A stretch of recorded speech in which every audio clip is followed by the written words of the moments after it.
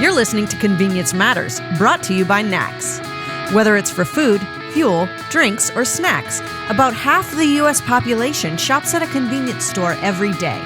We'll talk about what we see at stores and what the future may hold for our industry. Welcome to Convenience Matters. My name is Jeff Lenard with NACS. And I'm Carolyn Schnare, also with NACS. So Carolyn, disruption is the big word that we've been talking about for a year or so. But what if disruption has been going on for 250 years? That's amazing. That's what we're going to talk about. That's what we're going to hear. So when we talk about disruption is, I think, and people think of it now, it's autonomous vehicles, it's all this fancy stuff, not quite jetpacks, but it's all about disrupting current ways of thinking and how people sell things. And today, we're going to talk about how disruption has been around a while, what it all means in terms of what's called the augmented age. And to have that discussion, we'd like to welcome Brett King. He's a futurist, so it is going to be about the future. And he is also CEO of Movin', and he's an author and radio host, and he's joining us by Skype today. Yes, and I have my radio voice on. Just checking. I want a jetpack. I think that'd be pretty cool. Well, that's what I remember growing up, being promised or a flying that we'd car. get. Yeah. Now, the more I thought about it, though, I don't want people flying over my house. I mean, it's bad enough when they drive by, they don't know what they're doing. And I don't want somebody kind of coming through my roof and it's like, hello, how are you? But would the jetpack be fueled by fuel bought at a convenience store or gas station? It doesn't matter. If they're coming through my roof, it's a problem. Well, there's that. I don't want to be able to say, well, at least he bought his gas from a convenience store. I do. Job security. So setting aside jetpacks, what really struck us as interesting, among other things, is you're talking about disruption has been going on since before the country was even founded. Yeah, well, if you think about the Industrial Revolution, it was massive disruption. It was disruption to the way people lived, the way they worked, basic sanitation, medical services, transportation, everything changed as a result of that. And you go back to 1812 and the Luddites, the textile workers who were disrupted by the steam machine. And the term Luddite, which we use today to describe someone who doesn't like technology, comes literally from this group of textile workers who were led by a character called Ned Ludd, who some believe is fictitious, others say he was the first textile worker to throw a wrench into a steam machine-based weaving loom to disrupt this technology shift. But reality was these textile workers revolted against this technology because it was putting them out of work. And then, we just recently read about Waymo testing autonomous vehicles in Arizona and people slashing the tires of these vehicles, throwing rocks at them, trying to drive them off the road because they're seen as disruptive tech.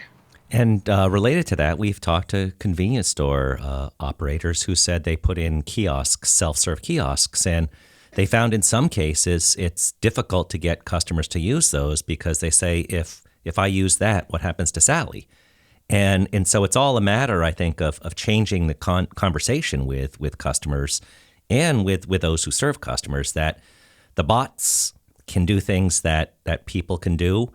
And then that allows people to do something different. And does that fit into what's going on with the augmented age? And how do we look at what the future holds?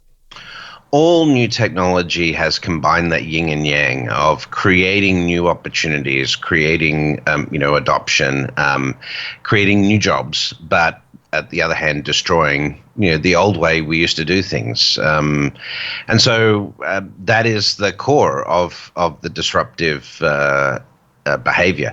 The real question is, of course, like previous technologies like the steam engine or the Model T Ford production line or the internet or computers, is this new technologies coming down the pipe, things like artificial intelligence, are they going to create more jobs than they destroy? Or is it potentially going to be the other way around, where the scale of automation based on artificial intelligence could result in a net reduction in employment or technology displacement? That's really the question, right? Or it could even be that, Sally, as Jeff referenced, gets to do something else more intently, or intensely, I should say, than she could have done if it was doing job A, like whether it's cleaning or whatever. Instead, now she can focus on people, or if you're in the any other business, you get to spend more time doing the things more thoroughly. So it could be said that things could be done even better. Absolutely. In fact, even if we take the quote unquote worst case scenario that AI is very disruptive to the way we work today. We have to remember that prior to the Industrial Revolution, people didn't work 40-hour weeks. That was not our natural state, historically. The 40-hour working week is only a fairly recent invention. And so if we were able to create a highly automated society where we didn't have to work as much, and it didn't impact us negatively economically, so we didn't have to work to live, that would probably be a pretty cool situation. But to get to that point in the future, obviously in between where we're at now and to this point where we have things like universal basic income or some sort of universal basic asset structures, basic education, healthcare, and housing and things like that provided as a result of just abundance, then does that change the way we define humanity? Because are we defined by our work today? I mean, you go to events or you go to, you meet someone for the first time. One of the first questions you ask them is, "So what do you do?" But if that changes, if we no longer have to do something to survive, then does that change the nature of humanity? Well, definitely in D.C., that's one of the longstanding jokes is in D.C., the first thing you say when you meet somebody is, what do? You need to size them up. You need to figure out if they're worth talking to. What's their status? Now, on the other hand, having lived in New York, one of the first things people would generally say is, how you doing? Or, how you doing? Yeah, how are you doing?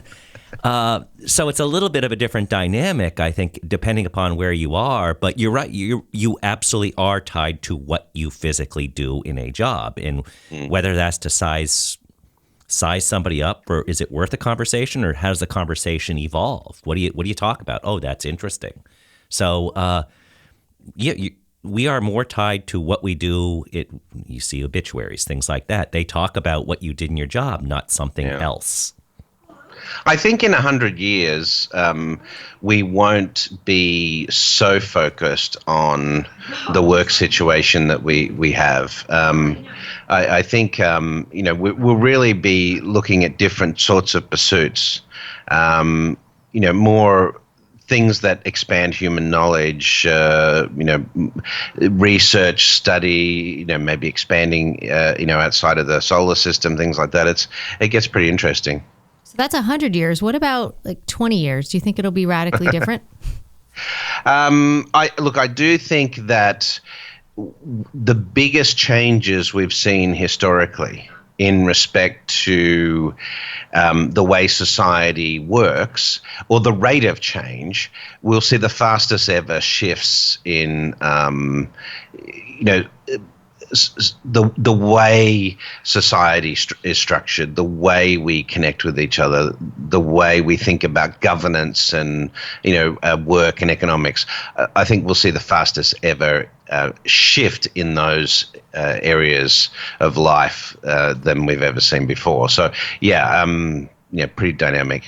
So when you talk about faster shifts, and I think computer people have heard of Moore's Moore's law, where things double in computing power every 18 months. And we're seeing that in adoption of technologies, whether it's the car compared to the telephone, compared to the computer, compared to the smartphone, compared to social media, compared to something else. It just keeps on getting faster and faster and faster. Now, as things get faster and faster in terms of adoption, are there also turns that go along the way where it's not necessarily that hockey stick kind of graphic, but there's zigs and zags, and how does that affect where we go in terms of technology is embraced and it stays? Well, as you sort of alluded to at the start, in 250 years, if we look back, even going back to the printing press, and you look at people trying to resist technology change, the reality is in hundreds of years, we've never seen a society successfully stop technology from disrupting society. And so there's no industry that's successfully been able to defend their business model in the face of technology disruption. So that's the historical precedent. So rather than having a conversation about whether or not this technology disruption is a good thing, I think as a society we need to have more of a discussion about how we prepare for that disruption. Right now, there's a lot of talk about artificial intelligence. Is it going to create or destroy jobs? I think we'd be better placed saying, how should society absorb artificial intelligence in a way that isn't chaotic and unstructured? How do we prepare our children to live in this future? How do we think about government and policy to prepare society for these things? That's a more constructive way to approach it. But in terms of the hockey stick curve, Moore's Law is coming to an end. It's based on the ability for computer chips to get smaller and faster on that curve. It was predicted by Gordon Moore in 1967, as it basically held true since then. But it has physical limitations because of the physics of the way electrons move across silicon. You get to a certain point where those tracks become so small that they can no longer carry an electrical charge. So that's going to happen in the next 10 years. So it sounds like electrons are going to be out of a job. Well, but then we go to quantum, right? Then we go to quantum level computing, quantum computers, and that's the next disruptive tech. And it's just starting to emerge right now as a play in this. But in 10 years' time, that's probably going to be the next thing. And so I don't think we have anything that is markedly going to slow that that adoption curve of technology at a societal level in the medium term. So bringing it towards our listeners in terms of operating and or supplying convenience stores, gas stations, Jeff mentioned earlier disruptive technology. Now we have folks that deliver fuel to your car that kind of go around the typical gas station model. We have robots stocking shelves in grocery stores in our area here.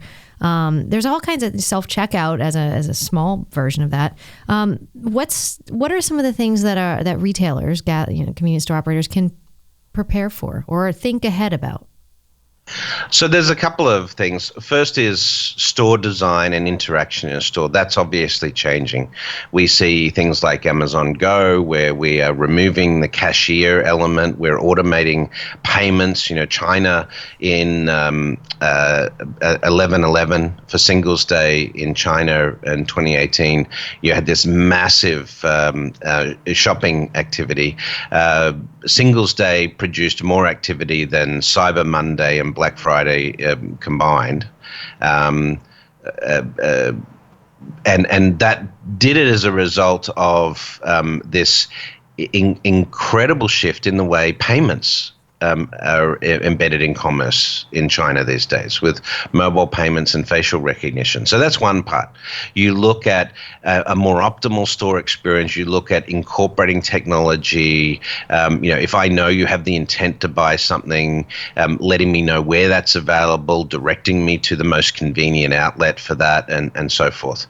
The other element is where convenience plays a role in society. Is increasingly we have expectations of real-time delivery, shorter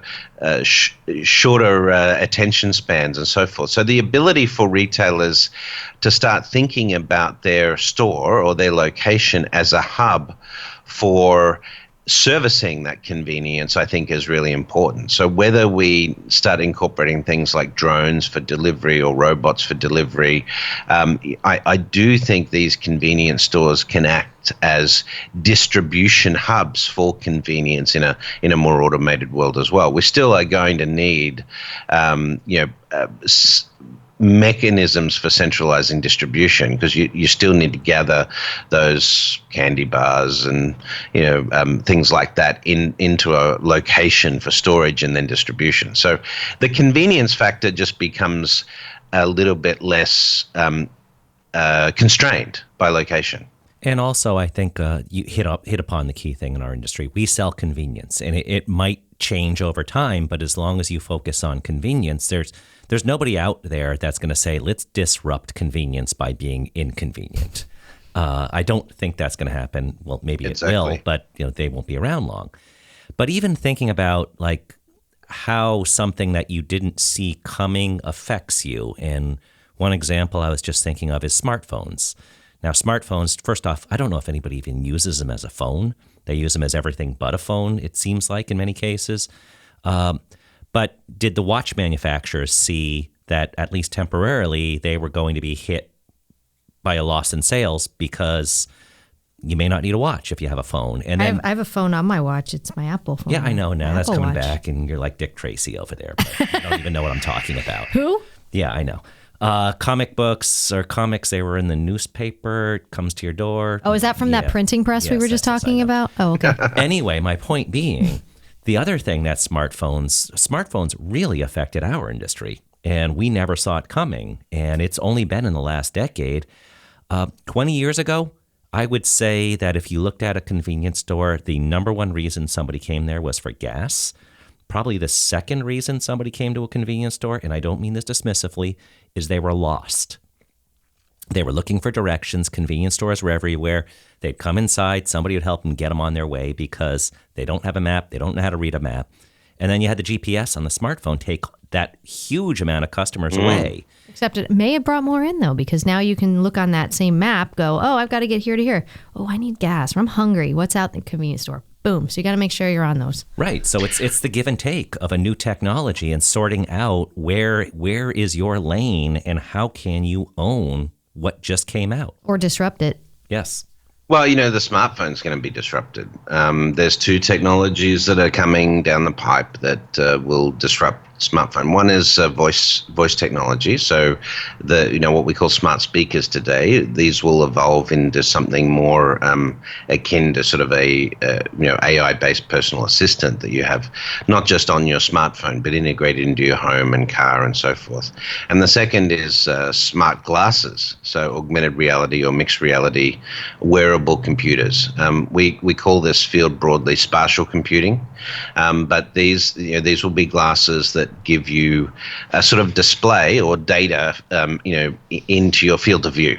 Didn't Google have one, or they have one, but that was a few years ago, and they didn't Google, do so well. Google Glass, but this was a very early proof of concept. Apple and Facebook, Oculus are spending billions of dollars developing this tech as the next computing paradigm. It's probably not going to really be broadly commercially effective until the middle of next decade.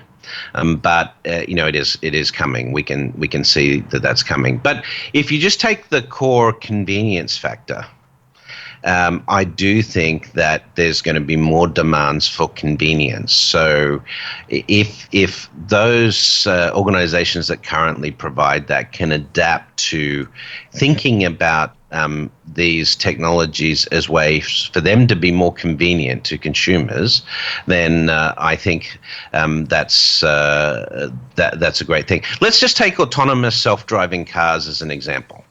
They have the potential to be quite disruptive to gas stations because most of them are going to be electronic vehicles, right? Right. So obviously you can put superchargers in place, but then let's think about the convenience factor. Let's think about someone who uses a self-driving car service. If they are giving the option to say, hey, would you like some candy bars or some snacks when your self-driving car comes to pick you up? And so while the autonomous vehicle goes to a supercharging station at a gas station 2.0, with a supercharging unit, you're going to have staff there that can stock the car with stuff that's been pre-ordered, or ordered in real time, when a self-driving car is called out of the supercharger to go and pick up the human, right? So, there is ways to adapt. And that's fascinating. So that's just basically like if your alarm goes off at 6:30 in the morning, your car's alarm goes off at 6:30 in the morning, and you both start getting ready for the day. The car takes off and gets what you need, and you get ready, and then you meet up and you go to work, or work comes to you, or whatever happens. So that's kind of interesting. Or your self-driving car knows your behavior because it's clued into your personal AI. And your personal AI knows you like a coffee in the morning, and so what happens over time is your self-driving car arrives with your white chocolate mocha frappuccino in the car, ready for you to go, so that when you jump in the autonomous vehicle for work, your coffee's there. But unless that I can't say the word, has a coffee machine in it, some person somewhere is going to have to do that at the convenience store. So here's what the convenience store companies do. We have to join up with the autonomous car company and somehow pay to sponsor the car, and the car goes only to your stores and it picks up the stuff, and then they pipe the smell of other stuff into the car so that you're like, oh, I want more. Sorry, I got really excited there. No, but this is the thing is, you're not going to stop autonomous vehicles from disrupting. You're not going to stop EVs from changing, the way we fuel our vehicles, right? And so don't expend energy on that. Rather, start thinking about how you can adapt your business to these new technologies to give yourselves a competitive advantage. So, Jeff, are you still afraid of that dude in the jetpack that's going to roll up the side of your house, or the car that knows everything about you? Including Unless that you like black coffee with a little bit of... the way I like it, I'm going to be upset if he comes through my roof because they can't drive and I don't trust them. But that's a whole different discussion. We can have a whole podcast on that, things that I'm scared of. But I guess in wrapping this up, thinking about where do you look for the future now? Now, a good predictor of the future is the past, and we've talked about how it's really change has been going on for 250 years. But besides reading, besides meeting people, are there certain cues that you look for? Like you go into a retail place and you say, I see that, I know that, this means this.